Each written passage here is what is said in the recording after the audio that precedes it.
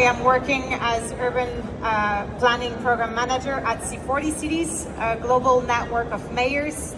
And today I have the honor of moderating this panel with our speakers today, Deputy Mayor Lodani from the city of Bologna, Deputy Mayor for Urban Planning, David Martinez, Chief City Planner of the city of Barcelona, Maria Perez Ortega, EU Funding Advisor and Manager at NUD, and Niusha Zare, Urban Strategist and co-founder of Ravian Planning, but also Student Reinventing Cities winner here in Barcelona. So it will come to no surprise to everybody here that Europe is facing a profound housing crisis. The prices in the EU have been increasing by nearly 50% on average from 2015 to 2023, and it became just out of reach for most of the residents. At the same time, we've witnessed the underuse of some large brownfield sites within our cities, the financialization of the housing markets, and the use of existing houses for tourism purposes. Yet in recent decades, the European cities have been expanding outwards. We usually think that it's only something that is happening in North America, but actually in Europe, it's been expanding from the sizes of 4 times the city of Paris from 2012 to 2018. And urban regeneration presents itself as an economically and sustainably viable option to leverage existing infrastructure, whether we're talking about transport, whether we're talking about electricity, sewage, all of the infrastructure that we can have to increase the residential density and the connection of some deteriorating areas. But this needs multi-stakeholder collaboration, right? So that's why we have today a very diverse panel of perspectives and stakeholders to discuss with us urban regeneration. I'll keep my introduction short and maybe just turn to the panel today to discuss what does it mean urban regeneration to you. Maria, do you want to start? And just to warm up the room, what does urban regeneration mean to you? In few words? Well, I'm coming from the private sector. I will go over it later. But coming from the private sector, for us, it means to work with the cities together in transforming cities. We need to have the same vision about where we would like the cities to go through, and we will need to incorporate innovation in our projects in order to make the cities more green, more livable, more attractive to the residents. David, do you want to go next? Yes, thank you very much. Pleasure to be here. From the public perspective, from the City Council, we do have an urban regeneration program that is the combination of a social approach, a physical approach, and an economic approach in territories that need to be updated, whether they are housing estates or industrial obsolete areas. Deputy Mayor Lodani. I would say it's a necessity for a city, because if we don't want to continue the soil consumption, then in order to face the new challenges, the environmental, the climate challenge, but also the social challenges, then urban regeneration is a necessity. It's the only way to find a way to face those challenges. And this changes completely also the way to deal with citizenship, because urban regeneration operates in urban dense areas, so then it also implies a new way to approach the relation between the public, the private, and the citizens. Completely. You were right, Camille. This is a truly diverse panel. If I want to put another piece in this puzzle from educational and academic background, I should say that when we are talking about regeneration, most of the time there is a silence in the room, and there is this elephant in the room that we don't want to notice. That is it a negative or a positive thing to do? Because most of the time you have the pros and cons together. So what I learned being in academic area and also professional was that it is highly context specific, and you have to make sure that you are able to address all of the aspects that you have data on to be able to, as much as you would love to talk about the theories and everything, you should be able to provide the governments with applicable actions. So you have to be able to do the both together when you're talking about regeneration. Thanks. In a few minutes, we just uncovered a lot of the things that we're going to talk about, so that's great. Maybe let's start with, from the city perspective, Deputy Mayor Ladani, David, how do you work, like we saw that in the Smart City Expo, it's a lot about innovation, we saw a lot of tech innovation, data innovation, but how does urban regeneration look like in your city? How have you found those innovative models to make it work successfully? Can you share with us a few projects, concrete example of how it has happened in your respective cities? Maybe Deputy Mayor Ladani, you can go first. So actually I was saying urban regeneration is a necessity, but also force you to search new solutions. So innovation is essential in order to bring urban regeneration into a concrete thing. On the one hand, urban regeneration costs a lot. So then the necessity to find a way to attract also private investors is fundamental. This means that intervention has to be economically sustainable, but also in line with the necessity and the priorities of the cities. That's the reason why a couple of years ago, for instance, we decided to participate to Reinventing C40 Reinventing Cities program, which is a way to bring together the private and the public, sharing the same goals, the same ideas. And so far this has been for us a very successful experience. It's pretty recent, but we are participating in 2 editions, and all the projects that we have submitted to the international call has found private investors ready to develop those projects.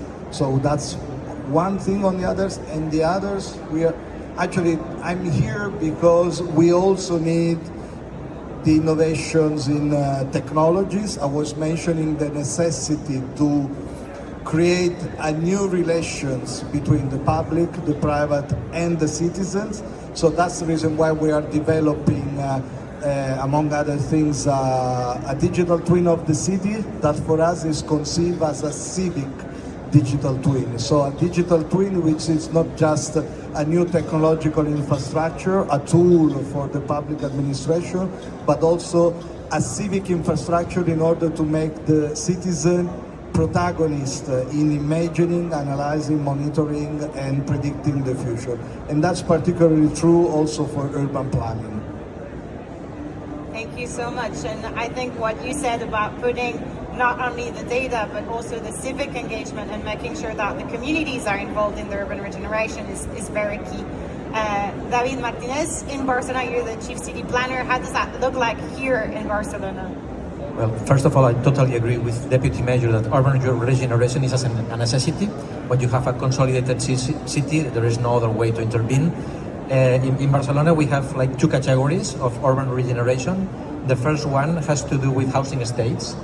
When you have to update a housing estate, and mainly we have 30% of the total homes in Barcelona are in the periphery and were built around the 50s, 60s last century. So they are lacking energy efficiency. In some cases, they have structural problems and also lack of accessibility.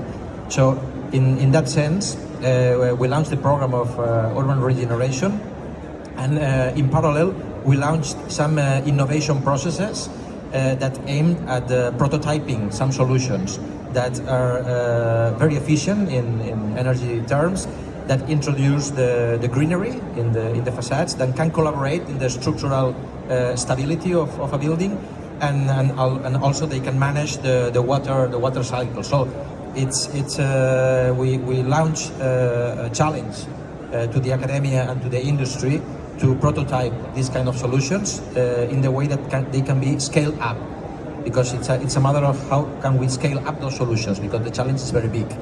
And on the other hand, we have industrial obsolete sites like in Poblenou, 22 Innovation District. That is a very well-known site. We launched a new plan 25 years ago, so now it's a reality. And it's been a perfect test bed for innovative solutions regarding public space, how to manage water, how to innovate in terms of greenery improvement, in terms of energy production. And this case is very singular because it combines a certain sense of place, the combination of old and new. So there are new buildings, but there are also there is also present the preservation of old fabrics and heritage buildings, and the combination of activity and dwellings. So mixture as a key factor to ensure social cohesion and the living city 24 hours. And precisely 22 was one of the first project that the Barcelona City Council put on the table to invite C40 for inventing cities. Thank you so much. And I think what you just said about the availability of those industrial abandoned sites, we know that in Europe we have about 2 million hectares of sites within city boundaries that can be used for urban regeneration. And when we see the success of such project, whether they're the project that you've done through Inventing Cities in Bologna or probably now in like the 22 Aroas project, we know that this has a lot of potential. And I really stick with your points about scaling up and how do we make sure that what we are piloting, the innovation that we are testing and experimenting, usually as pilots, can be scaled up citywide. And for that, usually it needs funding, it needs financing, it needs collaboration with the private sector. Maria, I'm turning to you now. What does it look like from the private sector perspective to work with the cities and to basically being like also part of the discussion and to bring that perspective to the projects? Well, let me say that we don't have any other choice, okay? But let me start by the beginning because we have a bit of time. I will explain you how everything started, at least from nude, and how we became, let's say, a key actor on the urban transformation. At the beginning of the last century, there was a couple in Lille, in the north of France, that they have a small business, but also 11 children. And from the 11 children, one of them, a very small boy, created Auchan, the supermarket chain, Alcampo in Spanish. And then a cousin of him created Decathlon, and another one in the family created Leroy Merlin. So at the end of the day, they created what is called the Association Familiale Moulière. That is the owner, is a family association which is the owner of these companies. All of them very focused on retail. After the years and after more than 1 century, what happened is that the group grew with more retail companies, but at the end of at the same time they bought land. At the end, every site that they own, they manage. Most of the land is from the group. There is an investor in the group, which is the one that looks for land, interesting land, to buy and to transform it. Nude was created 6 years ago in the group as the company who is managing the assets, the loans, the land, and the transformation of the sites. And what happened is that now we have some, especially retail areas, we have actually in Europe almost 400 commercial sites, that when you need to transform them, you need to transform them in something that is attractive to the people that is coming to your place. And it doesn't mean that people need to come to do shopping in whatever you have there. It means that the site needs to be attractive for people to come. And that means that the transformation needs to have a different vision than the transformation that we had before. The places need to be attractive for families to come and be with the kids. The places need to come, elderly people to come and have a very easy way of not only shopping, but to have one day there. Right? And that means that the places need to be green, needs to be easy to access. And that means that when we do these transformations, it's mandatory that we have an alignment with the municipalities. The strategy of the cities are key, are essential. If we want our places to be attractive, for example, and we would like to build a pedestrian area, that means that the pedestrian area needs to be connected to the pedestrian paths that are existing, for example, in the city. right? Or we want to make a bike line that needs to be connected with the bike circuit of the whole, and even more. When we do the transformations, for example, in the parking slot, we are installing PV panels. That means that the retail, for example, a retail area with all these shops could become in the future an energy community, or for example, a positive energy district. And that needs to be fully aligned with the energy strategy from the municipality. That means that when we transform as private sector these areas needs to be fully aligned with the public authorities, with the action plan that the authorities have. They need to be attractive for the people. So we need to have the input from the people about the needs that they have. For example, if we would like to include an export area, and we also need to have the support, let's say, of the local businesses, that they see the opportunity of coming to that area because the areas are attractive enough for the people to come. So it's a global vision. Investment-wise, at the end, what we are doing in many locations is a kind of a private-public partnership in which, for example, when we would like to transform the site, we talk to the municipalities and we see the public services that are necessary to make this place different, something new, to regreen it, not only in green, it means in a place that people like to come. And that means that there should be a public investment and a private investment together in order to transform the whole neighborhood. To give you some examples, for example, in Coresi, in Brasov, Coresi is a new neighborhood in Brasov, in Romania, in which we had just a commercial center, but we acquired some ex-industrial sites. And in there, we have transformed the area in a mixed-use place in which we have more than 2,500 housing units. And at the same time, there is a food court, there are sport areas, there are green areas, there is a park, everything connected to the retail site that we had. Perfect, but we have transformed the whole neighborhood. Of course, the public infrastructure, that has been done by the municipality in a common effort of transforming the whole neighborhood. And still there are things that we need to do because there is a hangar, a very old hangar, that from the outside is totally renovated, but we still don't know what to do inside. Because inside it needs to be renovated, and together with the municipality we are trying to decide what to do with the hangar because it's a beautiful place and it still is empty and we don't know what to do with it. That's an example. Another example, for example, in Portugal, similar thing, we need to renovate and we are thinking about the hotel, the capacity for the hotel that the city has. There is a need of hotels and we are thinking about maybe partnership with an investor to build a hotel, but always together with the municipality. For us, that's essential. Thanks, Maria, and I think you touch upon a very important point, which is how, as the private sector, you also landowner, and we know how tricky it is sometimes to work with those lands that don't belong to the municipalities, and how do we transform those sites where juridically that is not within the jurisdiction. That's a hard word to say.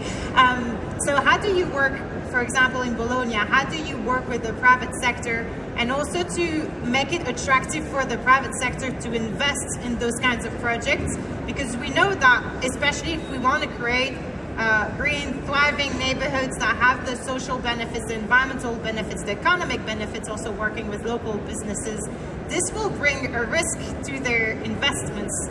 How do we, as a municipality, make it attractive to de-risk the investments that the private sector will be doing to transform those sites? That's the key point in urban regeneration, because as I was saying, urban regeneration is costly. So then in order to attract private investor, it has to be for them economically affordable, but at the same time you have to create the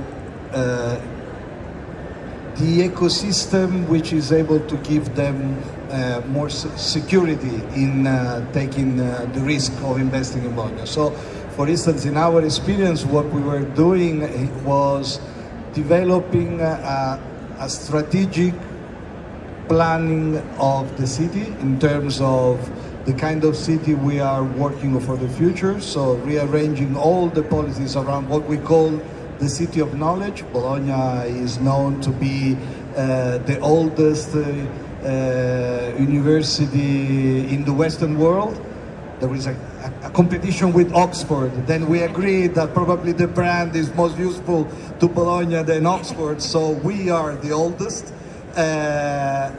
But at the same time, Bologna is now hosting one of the 3 European supercomputing. It's hosting 80% of the supercomputing capacity of the country. So there is both a tradition of knowledge city and also a potential future. Around this, we rearrange all the policies of the cities, and we called private investor to bet on that future project with us, on the one hand. On the other hand, you were mentioning landowners. So the cost of the land, it's becoming higher and higher. Okay, if you have an abandoned industrial area, public or private, doesn't matter, and you transform into residential or new city district, this is very profitable for the landowner, but they do not participate in the public interest. So then in urban regeneration, you have 3 main actors: the municipality, the public, the private developers, and the landowners. The, let me say, costs of the social benefits are on the shoulders of the public administration and the private developers, not on the landowners. We are working also in changing local regulations in order to make them participate to that public responsibility. It's a very complicated thing, but I think it's a necessary step in order to make urban regeneration a reality, because otherwise it's very complicated. And just to make another example for the Bologna case, in most cases those abandoned areas are public, non-municipal but public, so owned by the state or by companies owned and controlled by the state, that operates in terms of private landowner, so not taking care of the social responsibility that it's involved in that. So and in Bologna, if you consider the officially public abandoned area, only the official one, it corresponds to half of the historical center of Bologna in terms of square meters.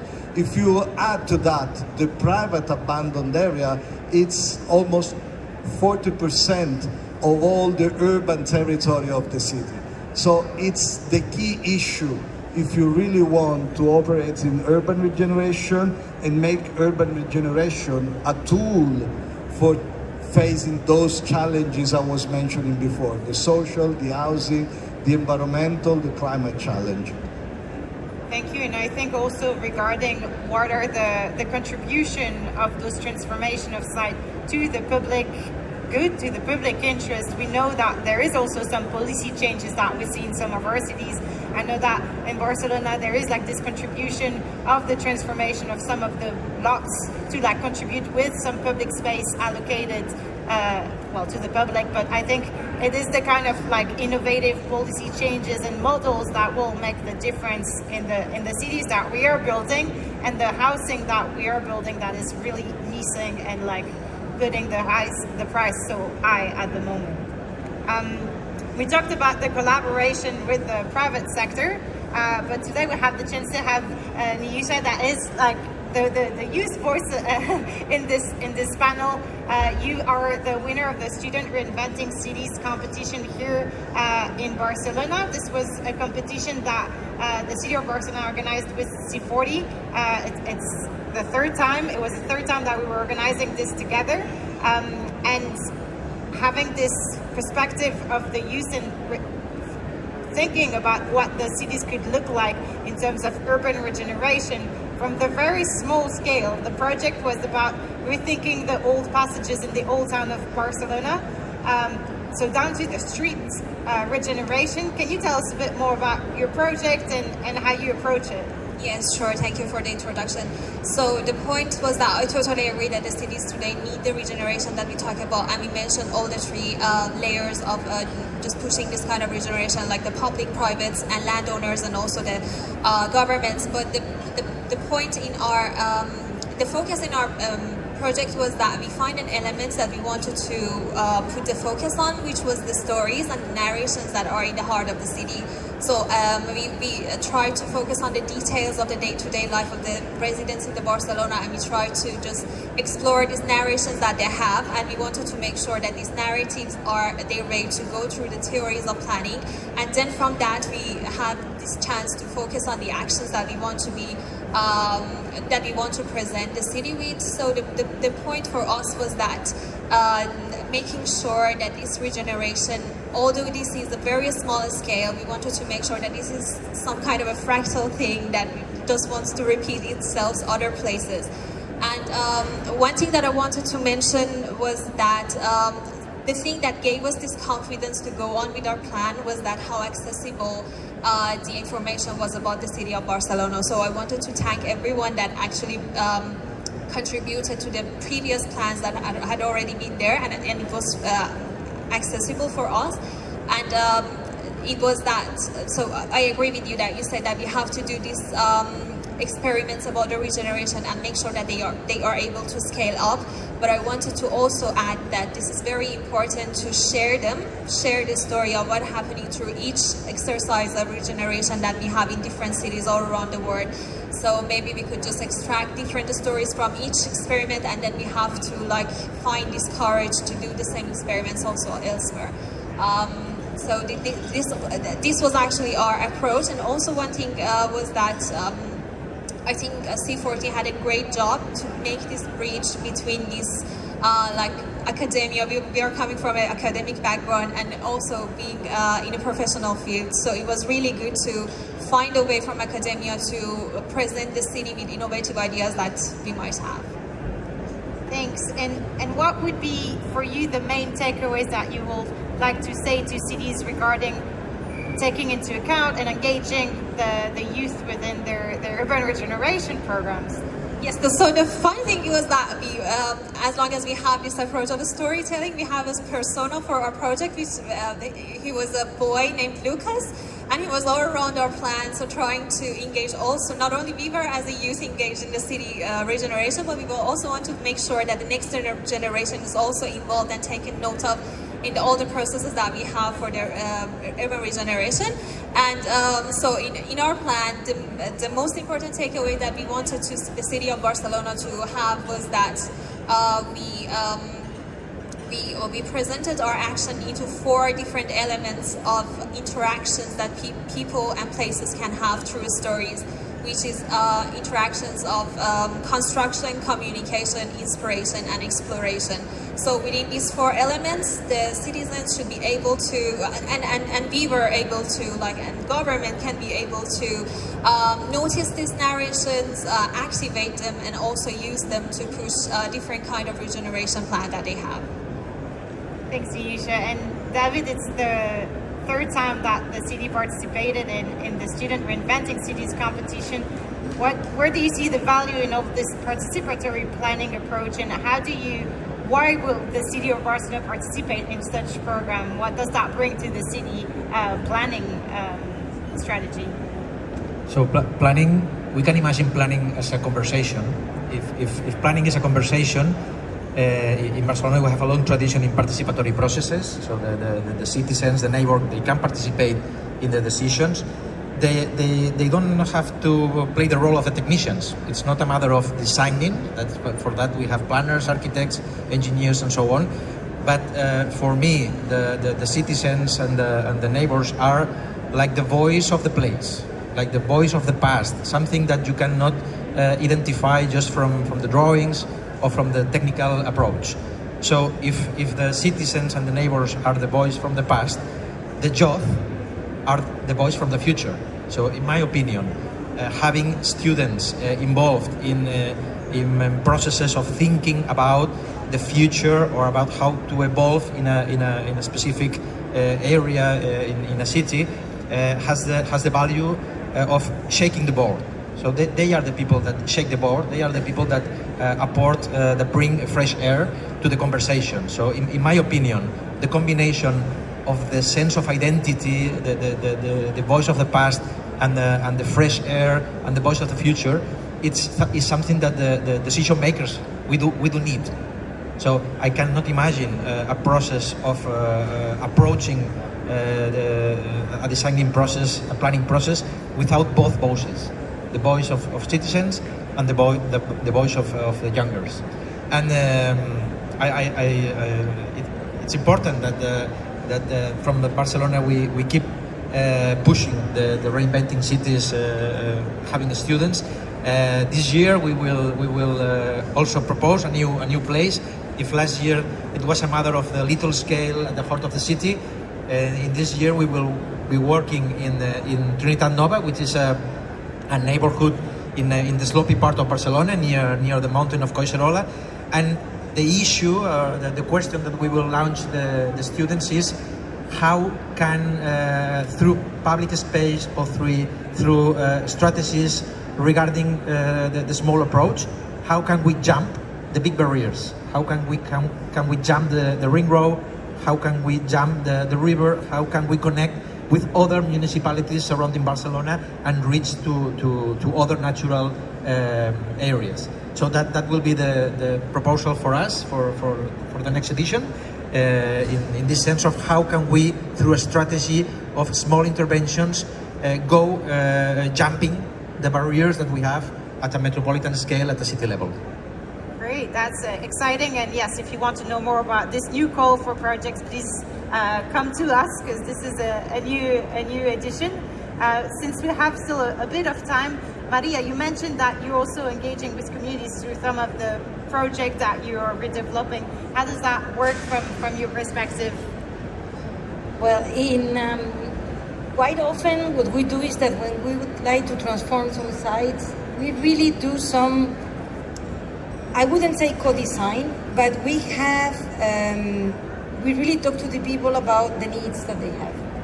It's something that we do quite often in order to understand, for example, also from the societal point of view, what they are missing, and if it's something that we could cover. So that's something that is an internal process that we do very often. Something that I would like also to mention, it's a bit about my role in NUD, is about European funding. Actually, Barcelona, NUD, and C40, we are working together in a project related to Regeneration. That is the name of the project, in which we have 5 leading cities and 4 replicators that are checking how to use nature-based solutions, in this case, for the transformation of the cities. At the end of the day, I totally agree with what you were saying, because the combination in these projects is a very good combination, because you have academia, you have public and private partners, and then you have associations of networking entities that together they bring the full vision about the transformation of the cities. And I think this is extremely important. What you were saying, having this combination is amazing. And one of the strategies of these projects is at the end to do the replicability. We need to bring solutions that are able to be replicated by other cities. In the projects, we will actually demonstrate it, that the same could be applicable to other cities, and also to be scaling up, to be a scale-up. The fact of being a scale-up, the fact of testing something, experimenting in something, and have the capability of giving guidelines, lessons learned, and also digital tools that are open source and could be taken over by somebody else to do the same, this is essential. And I would appreciate in that sense, the European funds for this type of strategies, because I think it's an excellent push for creating these ecosystems that at the end they work together for the same objective. This is excellent. And of course, all the projects need to have the collaboration of the civil society, right? The representation of them. Thank you. That's a good point on like EU funding, and especially having 2 European cities represented. I think this is really key on how to access those funds that are necessary for urban regeneration. The Smart City Expo allows us for Q&A in this kind of format session. So I do want to turn now to the audience if you have any questions to some of our speakers. I know it can be a bit awkward sometimes to raise your hand, but please feel free to do so. This is the time. I'll just look at the audience a little bit longer so that to make sure that I'm not missing any hands. Other than that, I will, oh, there is a question. Thank you. Maybe I can give you a microphone. Oh, perfect.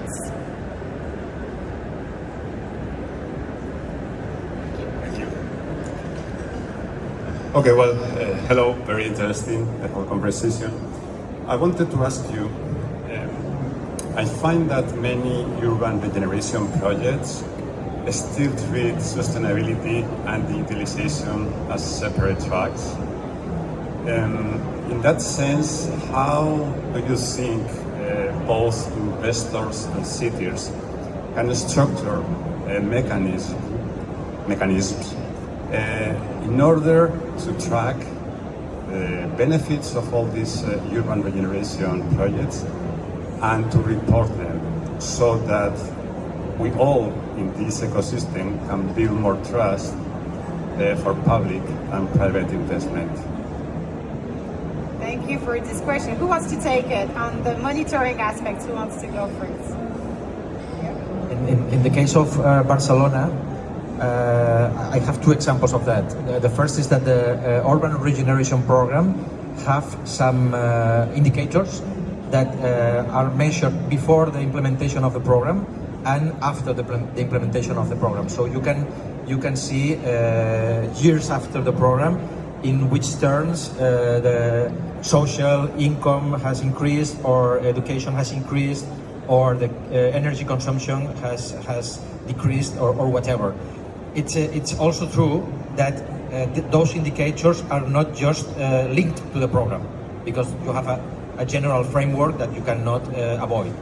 And in a second example, related to the prototype that I tried to explain in my intervention, we're prototyping a solution to be implemented in the retrofitting of buildings that incorporates a kind of smart sensors that measure water consumption, energy and temperature, photovoltaic energy production, and other kind of things. So it's true that investment has to be associated with some indicators that allows us to say, okay, this has cost maybe 2,000 euros per square meter, but it has allowed us to decrease the energy consumption and to put it in euros, so you can compare the contribution of the solution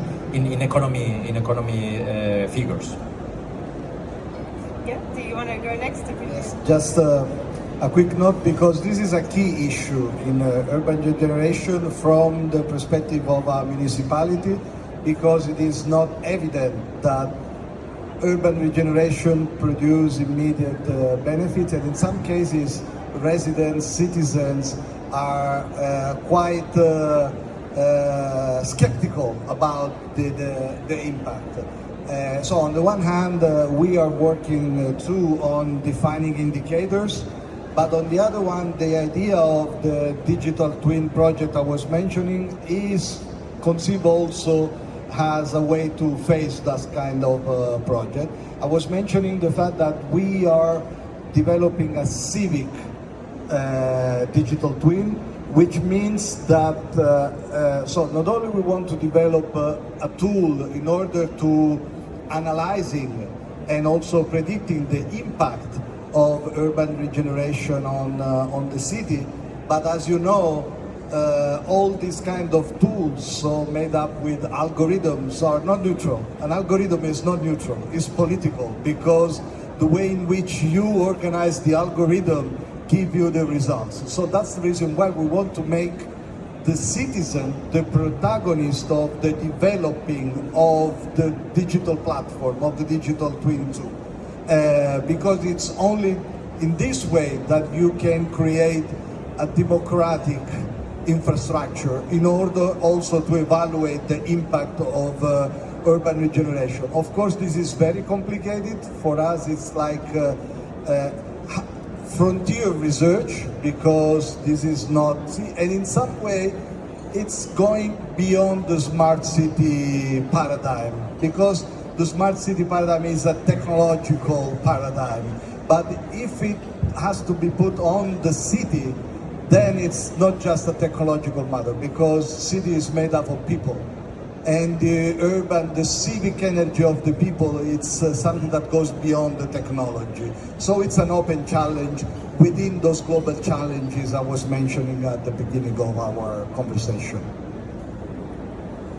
Definitely, and I think it's also knowing what to monitor, right? Like knowing the benefits. I was just in a session earlier about the public health benefits, and looking at those benefits, for example, to like knowing what to track to make sure that it makes the case of your project, an urban regeneration project. Does any other one want to take that question? Otherwise, we might have time for one more question. Yeah, maybe we can.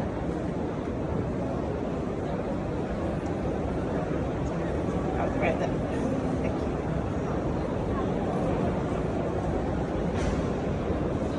Hi, Rafael, you mentioned that most of the abandoned pieces of land are either public or owned by a public company, and that you are trying to involve them, apart from the municipalities and the private companies. You are also trying to involve them even through legislation, so they burden some of the costs. Can you develop a bit further on that so we know what you're doing? And if there's any other example in Spain, in Barcelona, of doing something similar, it would be nice to know. Let me make a concrete example that probably make easier to understand the issue. So 3 years ago, when we started this new administrative mandate, so we defined the City of Knowledge strategic project of the city, and we made an agreement with the railways company, which is owned by the state. It's a private company, but owned by the state. Okay, so it's Ferrovie dello Stato, state railways. Okay, so we made an agreement, and we agreed to use most of the Next Generation EU funds in order to buy half of a huge abandoned railways areas, half of that, and the other half we decided to participate together in the Reinventing Cities C40s project. Okay, at the end of all these processes, it emerged that we were forced to make eminent domain to take the possession of the half that was agreed that the municipality was on, because they want to the municipality to pay the cost of the eliminate pollutions that by the national law it's up to the owner of the area. Okay, so we risk to lose 90 million euros of the Next Generation EU funds. So that's the reason why we made eminent domain. So actually the municipality expropriated the state in order to make urban regeneration possible.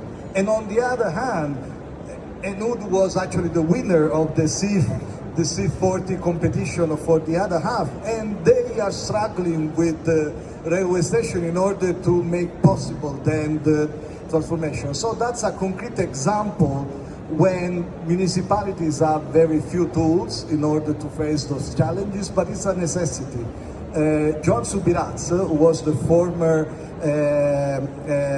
Deputy Mayor for Culture in Barcelona and Minister for University. It's a colleague, political science colleague at the University of Barcelona. To explain the new role and challenges of cities, one says that there is a dialectic between competence and urgency. So when there is when the administrative competence of a municipality ended, then it remains the urgency to give answers to citizens for those challenges. So in this sense, cities are becoming more and more political. And in some cases, this politics is political conflict also against the other public actors, in particular the state. And so we need to create alliances with citizens, with social movements, with the social actors of the cities, and also in most cases also with private sectors, in order to face these kinds of conflict that in some cases happens also against the state or other public actors. So I don't know if I answered to the question, but it's a very key issue today for cities. And I think you gave a very good concluding remark to our panel. We need more collaboration and more alliances between the stakeholders to make urban regeneration possible. So I want to thank you to all our speakers today. Thank you for coming and join for the audience to join the panel, sorry. And yeah, thank you to the Smart City Expo as well.